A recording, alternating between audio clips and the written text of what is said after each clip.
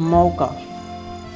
हमें अपनी ज़िंदगी में मौके तो एक से बढ़कर एक मिलते हैं, लेकिन हम उन्हें पहचान ही नहीं पाते और इसी कारण हम जहाँ हैं वहीं रह जाते हैं, कभी आगे नहीं बढ़ पाते। हम उन मौक़ों को इसलिए भी नहीं पहचान पाते कि कहीं ना कहीं हमारे अंदर नॉलेज की या जानकारी की कमी होती है। आज मैं आपको एक ऐसी ही कहानी सुनाने जा रहा हूँ जिसमें आपको पता चलेगा कि मौके तो हमारी ज़िंदगी में बहुत आते हैं, बस ज़रूरत है तो उन्हें सही समय में पहचानने की और सही तरीके से उनका इस्तेमाल करके आगे बढ़ने की। तो चलिए हम कहानी को शुरू करते हैं। एक बार एक राजा हिरण का पीछा करते करते जंगल में काफ़ी दूर निकल जाते हैं। हिरण आगे आगे जा रहा था और राजा उसके पीछे पीछे जा रहे थे। देखते ही देखते हिरण झाड़ियों में गायब हो गया। अब क्योंकि शाम हो चली थी तो राजा काफ़ी ज़्यादा थक गए थे और उन्हें ज़ोर से प्यास लगी थी।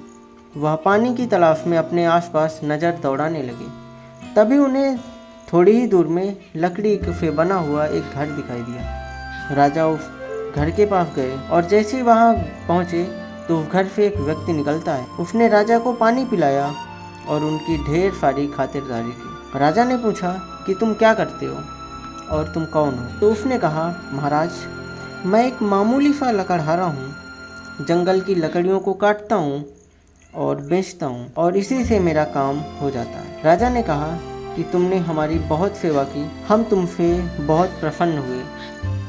हमारे पास एक चंदन के वृक्ष का जंगल है और आज से मैं उसे तुम्हें देता हूँ। वो चंदन का जो जंगल है वो तुम अपने पास रख लो। इतना कहकर राजा अपने महल में वापस चले जाते हैं। काफ़ी टाइम बीतता है। एक दिन राजा को उस व्यक्ति का ख्याल आया। राजा ने सोचा कि चंदन के वृक्ष को बेचकर शायद व्यक्ति काफ़ी अमीर हो गया होगा। राजा का मन हुआ कि उस व्यक्ति से मिला जाए।